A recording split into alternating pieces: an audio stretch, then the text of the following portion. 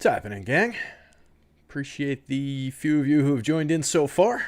Hopefully we get a couple more folks in here. If you guys have questions or anything like that, drop them in the chat. It's kind of a hangout. It's a casual little Saturday, weird day of NBA going off in the early afternoon, so we've got an actual live before lock coming up for the main slate later on today. So that's weird. My mouse is doing interesting things. That's from like way longer ago. I'm just seeing what you guys are seeing on YouTube where my mouse is moving around. Anyway, rambling.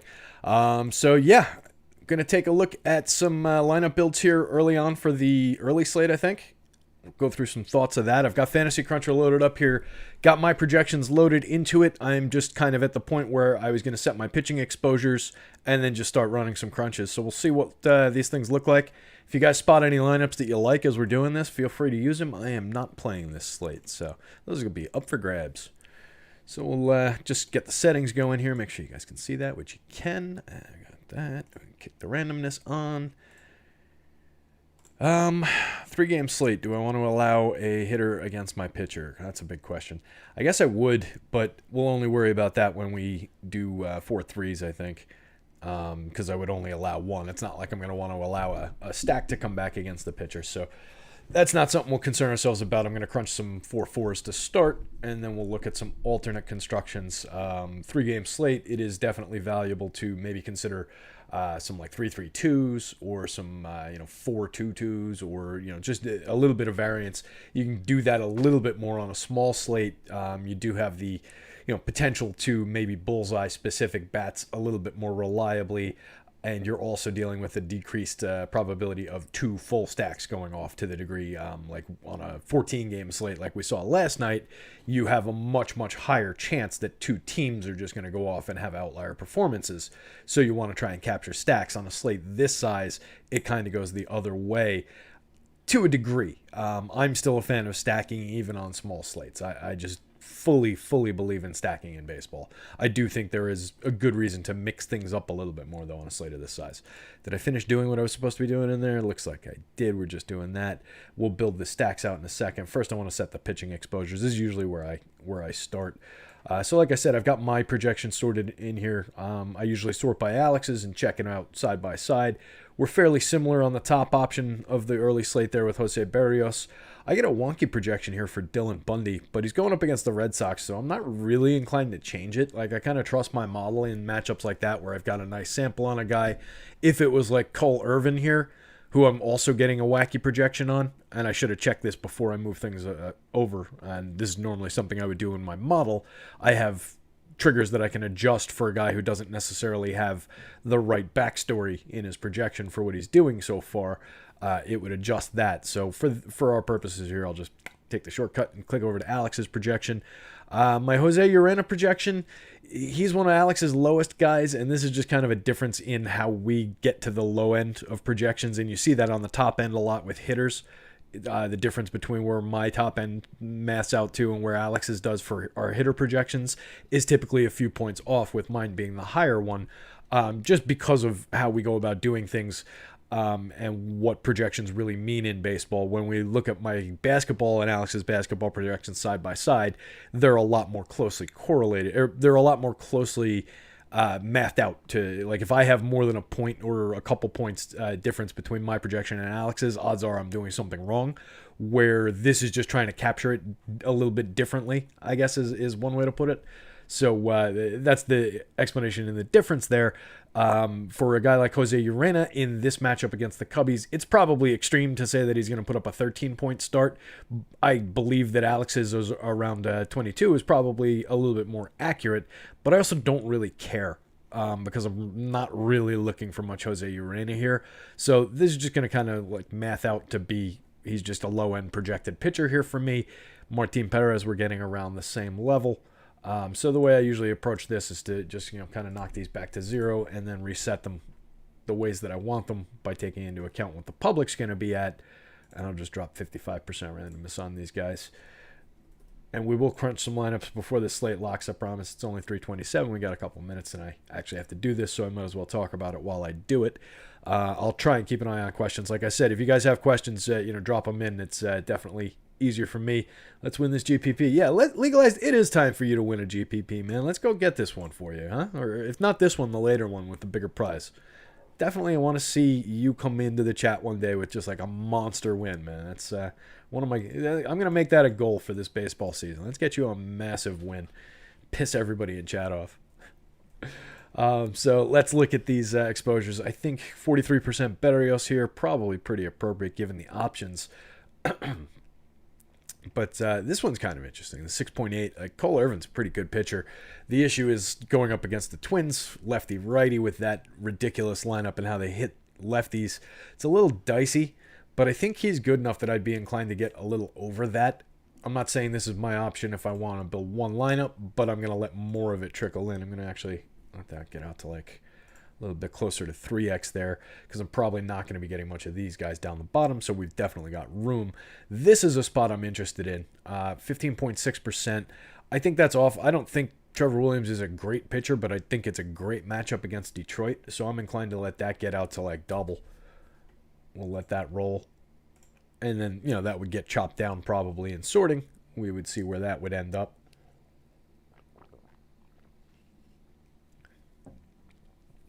Bundy will come up just by default, like he'll mix in with these guys, but just based on where these projections are and the lack of overall options. So I'll give him room out to like where the public is. And then that could be...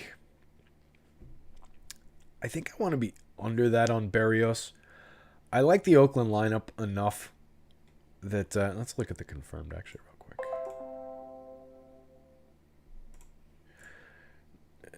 Bounce over here.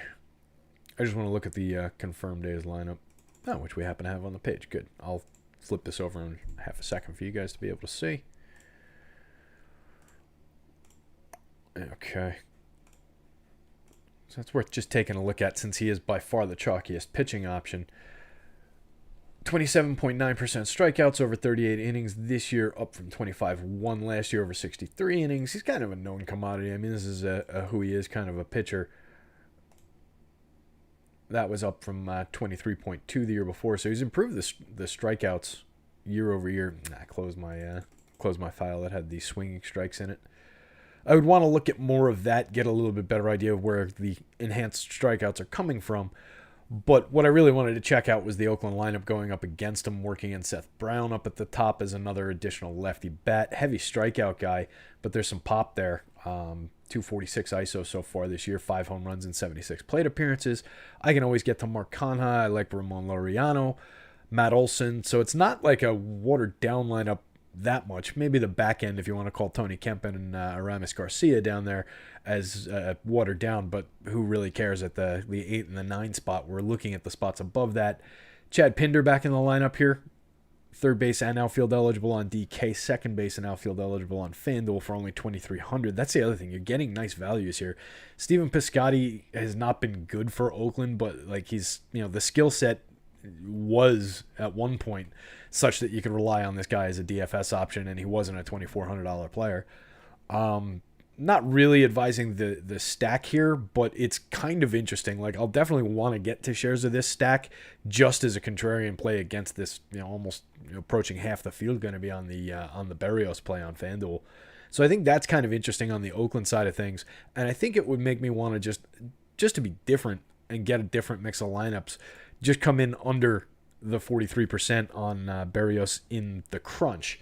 Now, if I dropped, if I put that at, let's put it at 30. Let's try and max at 30 on those two guys. If I put this with 500 lineups into the sorter, we might see it, and I'm not sure if we'll have time. It depends on how fast Cruncher wants to do things for us here with the video also running. But if I was to put that into the sorter, I'm curious where it would come out. It would probably come out on the wash closer to the field's ownership, despite everything I would try and do to prevent that, just based on him being the best option there, the price not being ridiculous. He'll be in a ton of lineups anyway. Over that many lineups, we'd have probably enough that he would get to around that percentage of 150. But let's start seeing where we end up. I do have to set the stack still. So we've got I need to take a quick look at hitters, guys. Sorry, I almost forgot that. Just got to make sure we don't have any holes in the projections or guys on the bench that should not be on the bench. before we crunch these lineups. By holes in the projections, I just mean some of these I just haven't gone in and fixed naming conventions and stuff. So some of them come up with zeros, and then I've got a spot where I fixed that on the projections tool that I can go grab a projection for the guy. But for now, I'm just going to do it the old-fashioned way here, and I need to drop in randomness. Sometimes the randomness formula is incomplete in my file. All things that I'm just too lazy to go fix in real time. Eric Haas. I do not know who that is. We will just go with Alex's projection for these guys. It's nice and easy. Oops, not 521. That would be a bad mistake there. Don't want to give anybody 521 randomness. You can see I use pretty heavy randomness in baseball because it's a pretty heavily random sport, but 521 would have been aggressive. All these guys are complete. All these guys are the correct guys. Just give this guy Alex's projection here. A little 24 there. There. All right, we're good. Just want to make sure nobody's on the bench that should be in the lineup, but it looks like FC did a good job of that. So we can jump over to my pool here, and now we can set our stacks real quick. Plenty of time. All right, 3 uniques. I won't worry about the hitter versus pitcher yet. We'll get to that. So to talk about that, like I hate throwing hitters against pitchers because, you know, truly we're looking for a hitter who's going to give us a home run or a significant score. We're not looking for a guy who's just going to hit a couple singles, not score any runs, and give us like a 6. You know, that would be the hitter that it's kind of like, all right, that's a hitter that you're taking against your pitcher. And yeah, there's only 3 games on the slate, so you can get through with a pitcher, but you want to do it with like a heavy strikeout option, a guy who's projected highly anyway and can overcome giving up a 3-run home run. A Garrett Cole, a Jake DeGrom, somebody like that. So with the options we've got available on this slate, like even Berrios isn't at that level. I don't really love doing it because we're going to chew too much into our pitcher production. Like even a solo shot, like it's going to carve a few points that might be a few critical points that would have otherwise set this pitcher apart from, set a Berrios apart from a Martin Perez, a Dylan Bundy, or one of these other guys. So I don't love doing it, even in the one-offs. But I think it is warranted for at least letting Fantasy Cruncher do that across some of our lineups. So we'll get into that. I think 2 gaps here makes sense for sure. We want to capture a broad selection of players on a 3-gamer. The exposures. That's what I was struggling to remember here. I'll just call it 8. We do that. Oh yeah, we do. Call it that. I think that'll work. Just kind of doing it the old-fashioned ugly way there. Let's just see what we get. That's the fun part. Or it should be. There we go. Ian Happ. Back in the lineup, Ian Happ, finally. Really like Ian Happ. I was struggling a little earlier in the season. Only find 7 players. I must have set that too low. Bear with me one sec. Let me see what the equal distribution for 3 gamers is.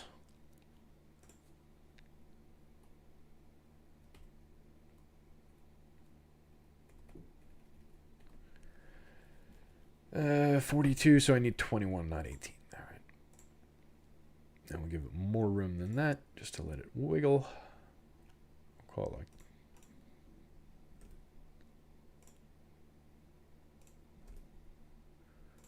so I'm just looking for a relatively even distribution of stacks in that. And I'll let it give a little bit more to the high end here. But I want to bring it pretty close to even for this slate size, just to get a broad sample. Catch a wide range of outcomes by casting a wide net with it.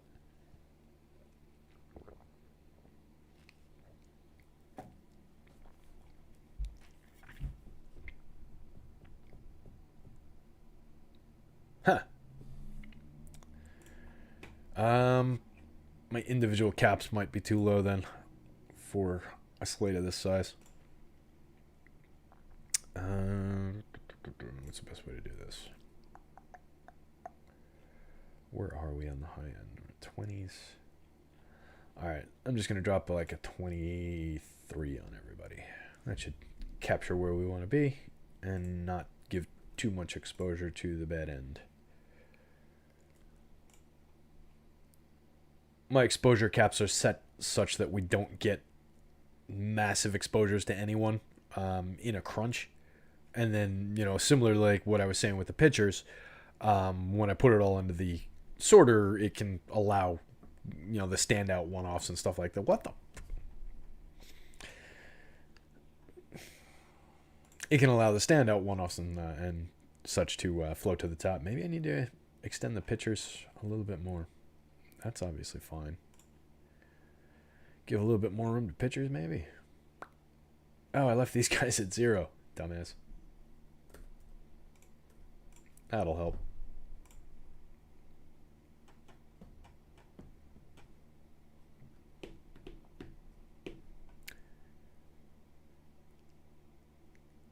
Watch it do the same thing. A little more. Not exactly flying, but we're getting more lineups. All right. Back in business. It's always something with Fantasy Cruncher. I don't mean that as it's always something with Fantasy Cruncher. I mean, it's always something in there, like something that I've done, something that you've done, people out there, that is making it not work. So it's not, usually if you see something like that, people tend to react with Fantasy Cruncher's doing this, or we hear a lot of people saying, Fantasy Cruncher's giving me. Well, no, Fantasy Cruncher's giving you what you ask it for. It's a tool. It's just going to spit out what you ask for. So if you put projections in, if you're using Alex's projections, it's just giving you the results based on those. So it's not out to get you. It's definitely not error filled or bug filled or anything like that. It's just, you set it a certain way, and it can only put so many different things together based on the ask that you give it and the restrictions that you put on it. So easiest way to change things if you're getting that result is just make gradual expansions to caps that you put on there, or take away rules that you've put in. Like if you build in a bunch of rules and all of a sudden shit doesn't work, start stripping away rules until it does work, or at least until you can get a viable sample of lineups and stuff. And we've killed enough time to create some lineups. So let's see if anybody asked any good questions in here. Legalized made 2 lineups, barrels in both. One at LA, Los Angeles Angels and Minnesota stack, and another one with Boston and Minnesota. All right. I tell you what. Barrios is in both. All right. So what are we getting with Barrios? Here's a Barrios stack with Boston and LA. That's kind of a good one. Like if you're dead set on using Barrios for 2 lineups, I don't know what the ownership looks like. Can we do this? Now we're asking a lot.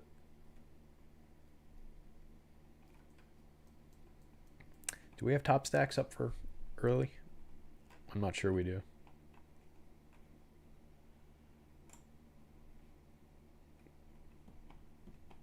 I'm just curious where the team ownership is.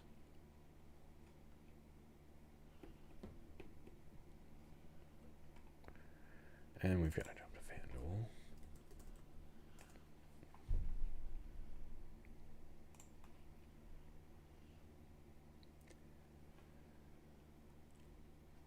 In a vacuum, I don't hate the idea of what those stacks were created with. I mentioned the Twins bats. I think they're in a okay spot at least. That kid's a good pitcher, but they have a pretty good habit of destroying left-handed pitching. So I would focus on the core bats in there, legalized, and make sure you're getting to the right guys. If you can put those guys together with Barrios and with a Boston stack that is representative of some of their good hitters, then by all means, fire away. That sounds like a pretty good lineup. It's probably going to be chalky. It's probably going to run into a lot of other Barrios constructions if that's something you can put together. So I'd be a little bit hesitant based on that. Or maybe I'd look at some of the other pitchers and see what other constructions I can get to there. But let's see where they rank out on the board if this is updated. Aha. All right. All right, so what did you say you had? Well, one-on-one time here for old legalized. So he's got an Angels Minnesota stack. He's probably left the room already. LA and Minnesota, and then a Boston and Minnesota. And we've got some Minnesota, LA, Boston, Minnesota. Yeah, so the Boston, Minnesota is going to be a little chalky. The LA, Minnesota a little less so because LA is not getting a ton of over ownership. I mentioned Oakland. as an interesting offbeat stack. But yeah, I don't know that you need to go that route. Take Barrios out, put them in, kind of a thing. But yeah, I guess if you're working in LA, um, then at least you're offsetting some of the exposure there. So I guess that's the right way to do it. Depends on who's in there, of course, man. So if you're still in the chat, you want to throw more info in on who's actually in that lineup. I'm happy to give some additional thoughts. We'll see if we spot anything similar. Like I said, here's a Boston, Minnesota one that you could easily afford Barrios in that. So like just thinking that one through, I like Donaldson. Obviously, I like Nelson Cruz. Andrelton Simmons, I think, is kind of underrated from the bottom of the lineup in that he turns the lineup over by not striking out, putting the ball in play a ton. So he's kind of interesting down there. And then Jorge Polanco, I think, is somewhat interesting. Hasn't really performed up to that peak that we've seen in the past from him, but reliable enough guy. So this is a offbeat approach to getting to that twin stack because you're using 9-2-3-5, which not a lot of people are going to be naturally inclined to go to. And then on the Sox side of things, you're getting Vasquez in there. You're getting Devers. I like Hunter Renfroe. I don't know that I'd be inclined to go Verdugo here over, I assume JD Martinez is in the confirmed lineup. I like Verdugo a lot as a hitter. I just might put the Red Sox side of this one together differently. So I think you've got enough probably to change this to Barrios. Like Barrios was only like 8,000, right? Yeah, 8,000. So you definitely got enough that you could change this to Barrios, still have plenty to do with your bats, and then grab a one-off of a pricey one-off. Maybe instead of changing to JD Martinez, who's probably going to be super chalky on this slate, you try and grab a less chalky one-off in doing that instead of going to him. Use that outfield spot there. I think I would probably leave Devers in that spot if I was doing it that way. And get the third baseman there instead of like saying, all right, let me play another outfielder from the Sox instead of Hunter Renfroe. Let me go to JD Martinez and use the util as the one-off. I think more people would do that. So I think it makes sense to go double third baseman from these stacks and use the outfielder as a one-off, just in like the way I kind of approach these things. Verdugo, Cordero, that's an interesting one. I don't like Marwin.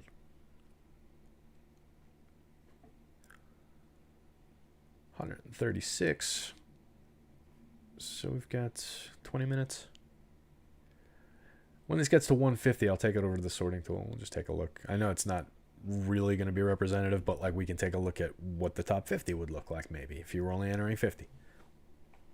It's worth doing it. I don't think we're going to get to a full 500 lineups in time for anything relevant discussion-wise going into the slate, so might as well. Although, if that's the case, let me grab a few more and we'll just do a few alternate builds real quick. So let me make this 4-3, make that 1. Move this over. We will allow the one hitter to come back against our pitcher, which I hate doing, but it's warranted for a 3-gamer, like I said. And we'll just drop these in here directly. We're not going to get 100, but we'll let it run a little bit, and then I'll change it out to another quick set of alternate lineups, and then we'll take like 10-15 minutes to look at them in the sorting tool with whatever we get here. I've got the ownership loaded in. I've got projections loaded in. I think I probably need to drop in projections for the guys who were missing. Let me do that while we're crunching.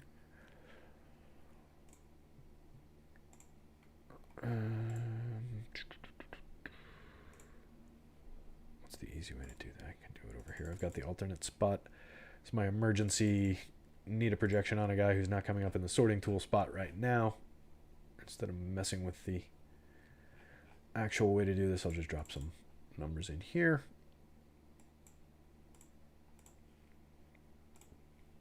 Which you guys can't see. Just filling a little time while these guys lineups crunch so that we can actually use the crunching tool. This is the salaries table. So it's probably not even worth explaining. This is pulling information over here so that I can search from the salary table against the FanDuel original salaries. So it's just searching against this name, but then I need to be able to grab this info that's actually over here. So I rebuilt it on that side so I can just use a clunky old VLOOKUP. So that's all that's doing. But it's also the space where I'm grabbing the projection now for that sorting table. So this is where I have an emergency alteration formula. So all this is saying is if this spot here is higher than 0, use this number instead of the guy's actual projection. So that way, like Cole Irvin, say I want to, and I want to use Alex's projection when we sort this, right? So I'll put 25 there, and it'll change this projection that we're using in the sorting table at some point. Will change. Hey, like magic. Snap of the fingers. 5 minutes later, it changes. So as you can see, now the projection that we're using, exclusively the projection that appears in the sorting table, I'm not actually changing in the model through doing that, that becomes a 25 for the sorting table. And we'll do that for the guys who were missing projections on this early slate, which we can get to pretty quickly enough, I think. Yeah, so it's, all right, Rob Refsnyder is in the lineup. I didn't notice that. Former New York Yankee farmhand, Robbie Refsnyder. Good to see him still in baseball. All right, so we need Refsnyder, Seth Brown, Aramis Garcia. I'll just give these guys like placeholder values. I don't know how much. Oh, come on. Is he not in the pool?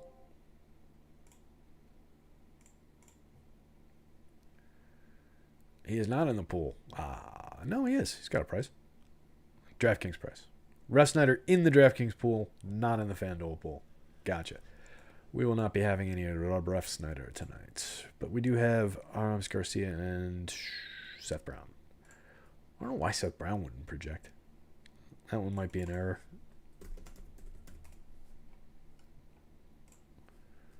Like a 9. It's a little clunky, a little shorthand, guys. Apologies, but, you know, doing things a little on the fly.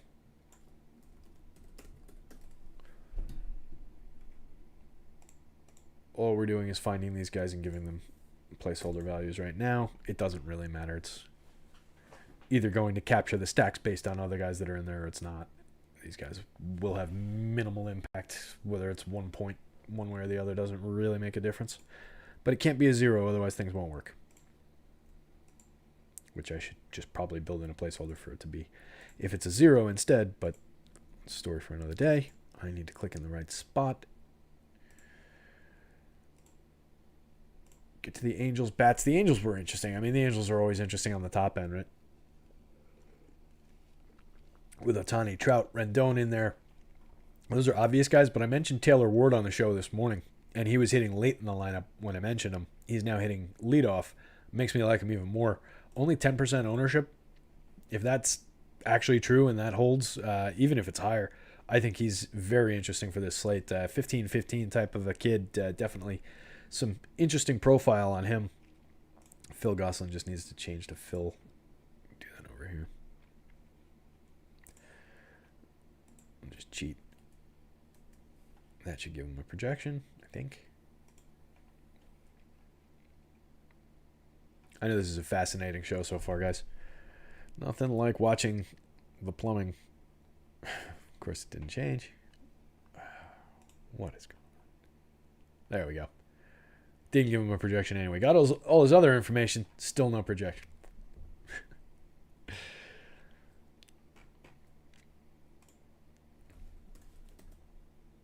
I don't know. Goss. That should work. Nope. Giovanni Gallegos. Of course. The other Goss. He's a little better than that. Give him an 8. Fantasy Cruncher stuck now because this damn thing popped up. Alright, it's still crunching in the background. Good. We'll worry about that in a minute. Bear with me. Last one to change. Then we'll grab some lineups and actually drop them in here. Got a few minutes.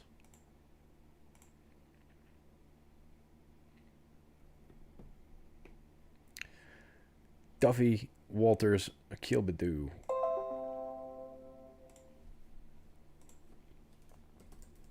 One sec, legalized. I wish you could just like chime in and tell me. Not that I want like your voice in my ear all the time or anything, but like it would be nice in this one instance if I could get vocal feedback from the crowd so I could answer the question while I'm doing this. Who is the other guy? Duffy Badu.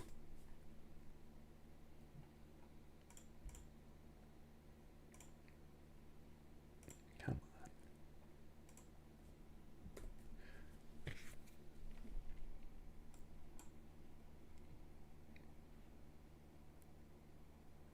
Man, Cruncher was working nice and fast, and Excel is just like dragging ass right now. There's some worthless guy at the bottom of the lineup that I need to grab here. Tony Walters. Guaranteed double dong for Tony Walters now. Because I called him worthless. We'll give him 7. 7, 7, 7. I should just set this as if 0, 7. Project for later. Alright. Grab the lineups. Yeah.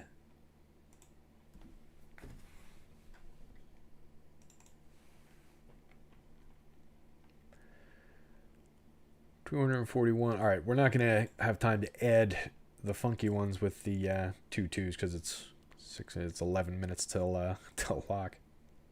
I intended to do this with like 20 minutes. This is the early slate. Always important. I mentioned it every time we look at that little thingy there that pops up that you guys can't see right now because it's on the other window. But when you export those lineups, always critical to export the correct slate. I almost screwed it up just then. I do this multiple times a day, every single day, and I still can screw that up. So it's worth mentioning. I know it's a stupid low-level hint, but worth mentioning. Okay, we got our lineups. Move them over. Jump into the sorter here. And move that guy over. It was yesterday. Could have just looked at what I was on yesterday. That might have been a better use of our time.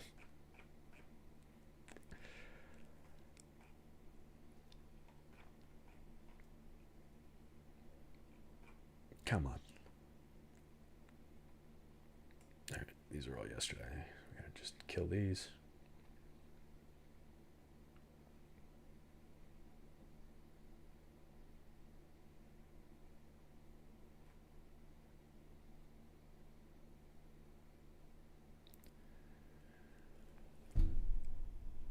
And we're flying along here.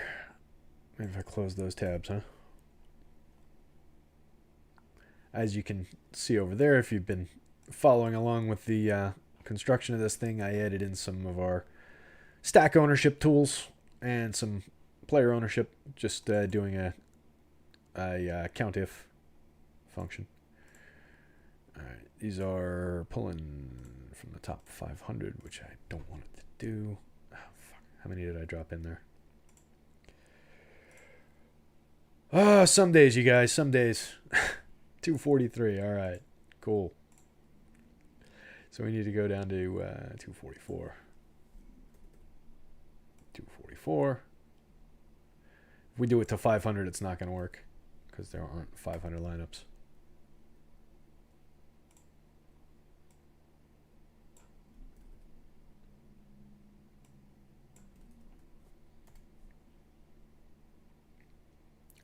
This should be the last fix. All right. Cool. And let's see. We're I want to make this more extreme, I think.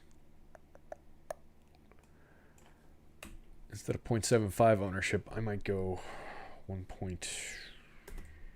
Let's see what happens if we go 1.25. I want to weight this toward ownership. What? Isn't that what that says? Oh, yes. Forgot the asterisk. So I want to weight this more toward ownership. That's what that's doing because it's such a short slate. So we'll see what happens here. I'm not sure if that's where we'll end up, but I want to at least sort it and see what happens.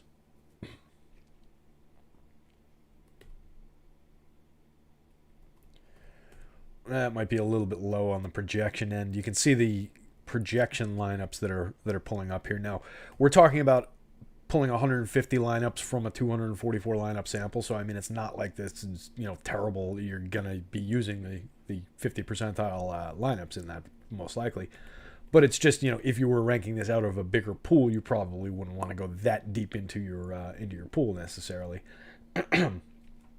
So let's just see what it does with a even up. Oops.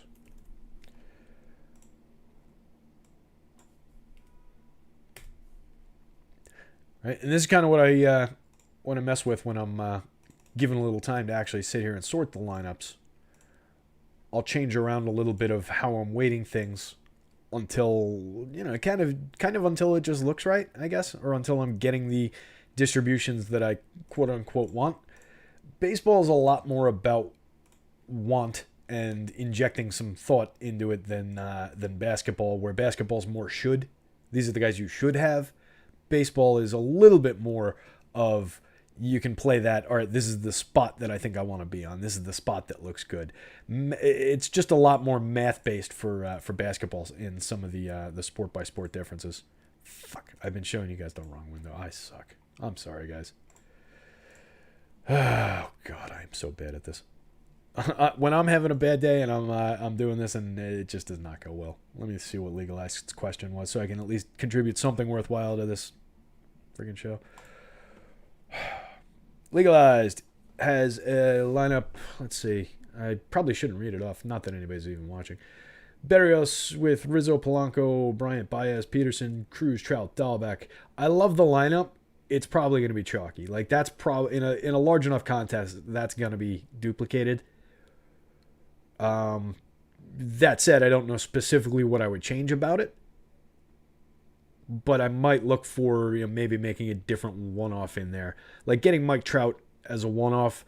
Yeah, you're playing the best player in baseball as your one-off, but that's the spot that everybody's going to be putting Mike Trout into in that top lineup there. So I might just consider a different one-off, grab a different really good player who's going to be owned a little bit less, and make that lineup a little bit different, because Trout's the guy that everybody will put there.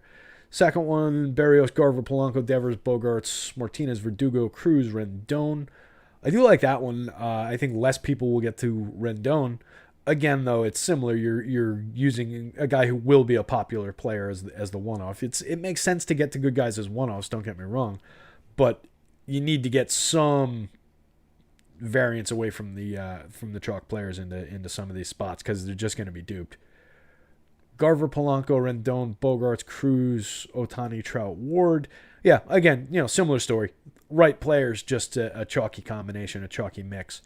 But you're building good lineups. It's not like you're building completely shit lineups. It's just that they're probably going to be duped if you go out to that level of guys, particularly if you're throwing them into like the big contests. In a smaller contest, it might end up duped anyway, but at least your potential to be the top lineup in that is better. So the worst thing you want to do is be duped and then come in like, you know, 25th in a huge contest where, like, all right, you're getting what, $1. So just takes a little of your upside away. So what I was showing what I wasn't showing while I was talking in the lineup sorter was this stuff, right? This is where I was weighting things. This is where I had the times 1.25 that I was showing. And it just went a little bit haywire with getting too many of these, like, you know, super low probability super low percentile projections in here. It's still pretty low. Normally these are higher percentile projection lineups, but as you can see, we're getting to a lot of Boston, a lot of LA here, like Legalized was doing. But my third ranked team in the team stacks, that's not perfectly sorted because Detroit's there, but it still looks like it's accurate, 31.7%. So I'm getting a lot of Oakland in that, which would make me happy, because I was saying that I wanted to get to some of those contrarian Oakland bats. So I think that's an interesting spot. So I'd be curious about getting to that. And then the individual player ownership. This is probably pulling from the entire pool. So the pitcher-wise, that's kind of interesting. Trevor Williams, highest owned pitcher, out at 40% after doing the sort. Berrios does come in, but he comes in under the field, 29.33. I think I need to scroll over more probably for you guys to be able to see this. So in that version of the sort, we get to 29.33 Barrios. I'm comfortable with that because the field was out at like 40%, remember? And I was saying that I wanted to be under on him, I think. I think 29.3, you're still getting a lot of them. That's pretty appropriate for the amount of lineups we'd be entering. And then getting under the field on a guy that I wasn't totally sold on. I think it's kind of a flat pitching slate. He's the best option there, but I think that's really an interesting way to approach it. And then looking down through here, I'm getting to some of the hitters I wanted to get to, right? I wanted to get to Olsen as a lower-owned option. You're getting a lot of Trout. You're getting a lot of JD. You're getting more Ohtani than Trout, which I think is interesting. Like Trout was, I don't remember offhand his ownership projection, but I assume it's probably approaching 50%. So getting more around 27%, like that's more around, even on a 3-game slate, where I think I would want to be.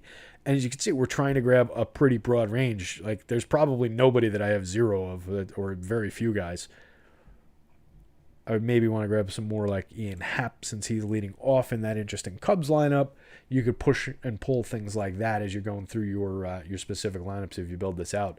So it's fairly easy to build, right? It's just a count if. I can show that for anybody who's looking. I'll leave that. Let me make sure you guys can see it. Looks like you can. Right, so it's just an easy count if. We're just looking over there, count if that matches this, count it, and then divide it out by the number. So this is out of the top 51. So this is in the top 50, his percentage, and then this is in the top 150. Count it if it's in the top 150. Right, pretty easy. So that gives us an idea of that. A little under on Cole Irvin probably. Or no, 19.5. I think that was fine. So this is probably around where I would want to be for this slate. Getting a ton of Red Sox stacks, which I think is, they were in a great spot. They're a great offense. A lot of LA. Those are the right stacks to play. Maybe a little under on Minnesota, but we're getting an aggressive amount of Detroit, which is probably a little bit of an outlier. It's a short slate, so it's unlikely to be a massive outlier. And then not getting any Baltimore. That's weird. Is Baltimore super chalky? Or maybe they're just not projecting well at all, but then I should be getting more of the opposing pitcher, no? Oh, wait. Baltimore's not on this slate. That would explain it.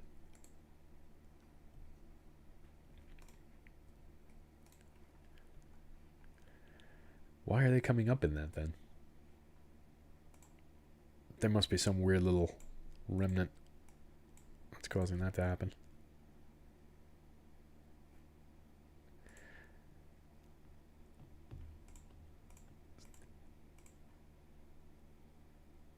Yeah, that's strange. No, whatever. That just completely threw me off. I can't figure out why Baltimore would be coming up with 0.66 ownership in there, but who cares? So yeah, that's around probably where I'd like to be, I think, for this slate in terms of the stack distribution. Most of the players here, I'm comfortable going to that much Trevor Williams. If the field is under that, which I think they were, I'd be good there. I mentioned Taylor Ward. I think he's kind of interesting, and we're getting to a lot of him as the leadoff hitter there, which I like in those Angel stacks. Getting to some of the right bats from the A's and everything. So that's kind of how we would be approaching it there. So it was basically an even weight between ownership and projection that I ended up going with. And then looking at the constructions, a fair mix of 4-4s, 4-3-1s. Had I had time to drop the 4-2-2s and other variant constructions in here, we would have seen a lot of them float to the top because they naturally project out a little bit better because it's grabbing a lot of the Mike Trouts of the world to build those and to spend at least some of the salary. Typically, those come in well under salary too, though, as we get into here. So it's a good mix. I am actually happy about how that came out. I was wondering if it would be mostly 4-3-1 or mostly 4-4s, but as you can see, you get a solid mix of both in here.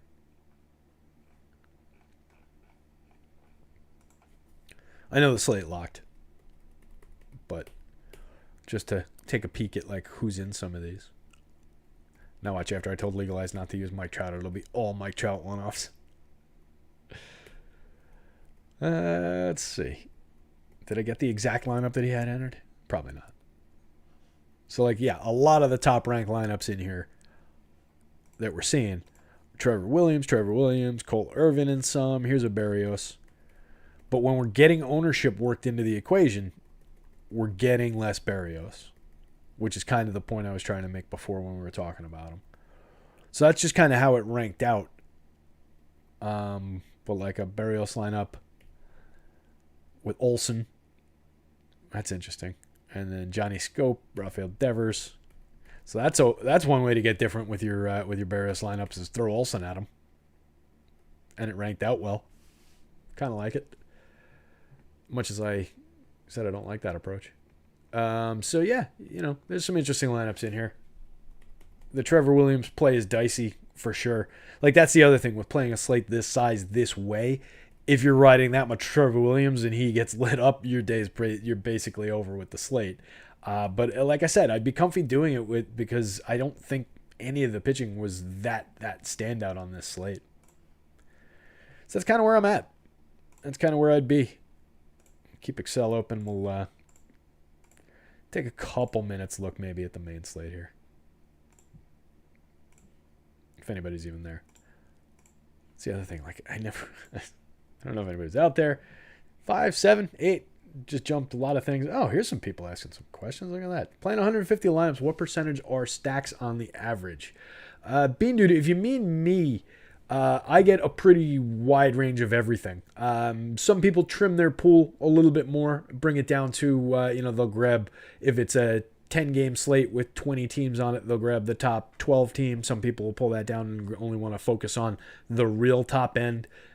Sometimes if you're looking to do that and you want to trim your pool and only use specific stacks, a good way to do that is within Fantasy Cruncher. You can use FC inside the stack tool to just select those teams. And the way I would do that is just pull up our top stacks tool, look at the teams that are ranked as the highest probability of being the top stacks, leave those in your pool, and then grab a few of the positively leveraged stacks, regardless of where they rank. Just put them in and grab some of the under-owned teams. And then you can run that, and if you want to leave out some of the teams toward the middle, the bottom middle, all of that, then fine. But I would leave some of the under-owned teams in, even if they rank poorly in terms of being the probability of being the top stack. And then in terms of like how much should you get them on a full slate, it depends on the slate. Like I've got a mix of what even distribution should be. I like to be a little bit beyond even distribution. I don't want the same amounts of every stack by any means. I want more of the ones I think are going to be good plays at positive leverage. But typically it would be in like the teens on like a normal size slate. I think it wouldn't be as aggressively high for me as what you saw in there, but different people approach things differently. That comes down to a little bit of personal choice. Again, more so than basketball, where there's like, all right, these are the specific plays that are fundamental to how this slate comes together. Baseball's natural variance is just not going to create that situation. Like there's never an absolute yes on a baseball slate. On basketball slates, there are absolute yeses going in. Maybe coming out the other side, they didn't work out that way, but that's results-based thinking. I never use the word lock, but there are basically locks on basketball slates where that doesn't really exist as much on baseball. So Bean Dudes, I've been around 50 to 55% stacked using 4 to 5 teams, but thinking over making it more broader. Yeah, I would make that more broad. I would approach that not on a 3-game slate, then you're fine there. But for a larger slate, I would expand that player pool for sure, the stack pool as well, and expand your pool of one-offs, change your constructions up a little bit, experiment. If you're using only 4-4s, use some 4-3s, mix some of those in. There's value in doing that. T Wade, I faded Trout and took Ohtani for one-offs, 20% less projected ownership. Yeah, I like that. Definitely was interesting, and that's we saw that in sorting it for ownership there. It's worth jumping back over to real quick if I can. Currently frozen. So we saw how that came up. I got to, in the stacks there, in the lineups that would have been entered if this was live. Fortunately, it's not with the speed at which we can process these things and actually move from place to place. But we saw that Ohtani came out more owned than Trout. So I do like that move as a pivot for your one-offs. Just go to Ohtani. He's similar. Well, that's a bold statement. A very, very good hitter in the same spot. Not a similar hitter to Mike Trout. That would be exaggerating. But a very similar hitter, very good hitter in the same spot. I do like making that direct pivot on the same team in the same lineup if you're clawing back that much ownership. So yeah, good thinking there, and a good one off two of views there. And like I said, yeah, in constructions, we saw him 30%. We saw Trout, a still healthy 27.3%. So it wasn't quite as stark. Where it becomes more stark is in the top 50, if you see here. Trout only came up in 15.69% of the top 50 as that was sorted, while we were still getting to 27.45% of Ohtani. So that's kind of interesting. And that's a little bit more stark because those super low-owned lineups were coming into the very top end based on how we had it ranked out. So interesting little look. That was a sharp. I don't know that it was a question so much as an observation from T Wade, but I take them either way. Definitely helps me talk through this stuff. Nothing seems to be happening too much in Premium Slack right now. They're talking about the bullpen, overreacting to some early news, I'm sure. Love watching that. Looks like we got a bunch of, confirmed lineups in. Instead of sitting here struggling with dropping these into Excel, it's probably not worth our time to do that. Maybe what I'll do is I'll leave you guys sitting on that Excel page because I don't want to show this other site. But I'll talk about the confirmed lineups. Let me click over here. I'll just look for anything weird as I go through the lineups real quick. We won't do like a full deep dive in here or anything. Orioles look relatively straightforward. Freddie Galvis hitting fifth. I don't love that. Not a great lineup for the Baltimore Orioles. Maybe a little slight nudge to Domingo Germán. Not somebody I really love getting to, though. Rangers, Willie Calhoun leading off again. I like that. Throwing a lot of lefties at Luis Garcia here. Texas could be a little frisky on this slate. I don't love their bats, but I do like that Willie Calhoun's come back to himself. I talked about that early. Joey Gallo back in the lineup, all that lefty power. David Dahl is a kid who was expected from him in terms of power and speed. So if he's in a lineup for 2,200 on the FanDuel slate, I don't hate getting to that. The Rangers going against Dane Dunning. Diaz hitting second again. Altuve and Diaz in the lineup. So that means, we are getting Alex Bregman. There he is, sorry. Kyle Tucker, Miles Straw, Maldonado. Yeah, it's basically their standard fare there. Don't hate the idea of going down to Kyle Tucker in the 7 spot for a little bit of under-owned pop. Royals against Carlos Rodon. Kelvin Gutierrez hitting 5th. I do not know who that is. Not on the slate. Not ringing a bell prospect-wise. He could be a prospect. Sometimes these names fall out of my head, particularly with like a year and a half off from paying attention to prospects since there was no minor league baseball last year. Otherwise, looks like basically the straightforward lineup for the Royals. White Sox not up yet. Henry Adrianza leading off for the Braves. Freddie Freeman, Ozuna, Albies, Swanson. So we're not getting no Ronnie Acuna again tonight, going up against Brett Anderson. I still kind of like the Braves here. I just don't think much of Brett Anderson at this point in his career. The Reds lineup. Do we get... we do get Jonathan India back in it. We do not get Mike Moustakas in the Reds lineup, unfortunately. Still like the spot for the Reds lineup. Julius Chassin. I honestly think Legalized is probably a better pitcher than Julius Chassin. But anybody at Coors Field, I think there's enough bats in this Reds lineup. They're going to be chalky. But I like Winker, Castellanos. Tyler Naquin getting a shot in the 3 spot. That's from basically off the board entirely in terms of like Major League Baseball and everything to what he's done early in the season. Good for him. Kid who was supposed to be a good player coming in for Cleveland. So definitely nice to see. Eugenio Suarez in there. Tucker Barnhart in play. Back end of the we got Alex Blandino in there. So like the back end of this lineup is not the greatest look for them, but India's a little bit sneaky in the 7 spot. If you want to get to Kyle Farmer, good for you. Not one of my favorite spots to go to, so a little bit weak on the back end, but I think there's plenty to like about that Reds lineup there. Again, guys, if you're just tuning in, I doubt many people are just tuning in, but if anybody's just tuning in, I know you can't see this because it's on another site. I am not showing it to you, but you all know what site that is, and it's not a big secret. Let's see. We have the the Nats, Trey Turner, Juan Soto, Kyle Schwarber, the hitters that I care about in that lineup are in that lineup. Looks like they're standard fare.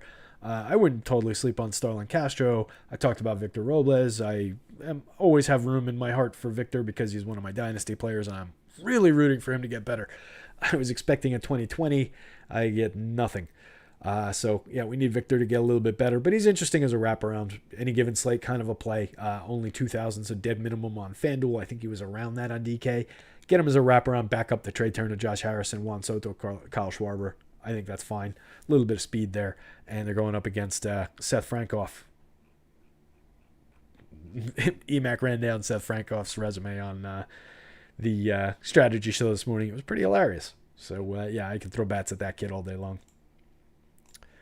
That's the basics on what we've got for confirmed lineup so far. We do have a live before lock coming up for the full slate. EMAC again with Gundacker this time. I think that's at 6. So you guys can get the full breakdown of all their thoughts, all the more confirmed lineups. If there's any other questions in YouTube or anything like that. Bean just got called up. Not a huge prospect. Good fielder arm for Gutierrez. All right. So anybody looking for somebody who's not going to make any errors and throw everybody out of first base from the infield, there's your guy. But maybe not a strong play from DFS. Although, I mean, hitting 5th, I'm somewhat inclined to maybe take a look. Might dig deeper into him. But, yeah, if he's not a big prospect pedigree, then probably not somebody to go out of our way for. That's kind of the thoughts on the day, guys. If anybody wants to drop any last-minute questions, I'll hang out for another couple seconds before I jump off. But I'd take the dog for a walk, maybe make a sandwich and build some lineups for myself. Take a nice casual approach to the rest of the afternoon.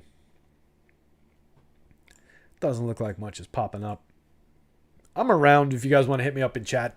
Feel free. I say that all the time, but whoever's in the sound of my voice, you're obviously near and dear to my heart because there's very few of you guys watching. So you guys specifically, feel free to DM me, ask me questions in chat. I'm around all the time.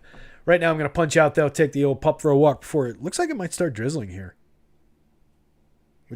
Actually, the Yanks are in Baltimore, so who cares? But yeah, I'm going to get out before the rain. So I'll see you guys later. I appreciate the hang.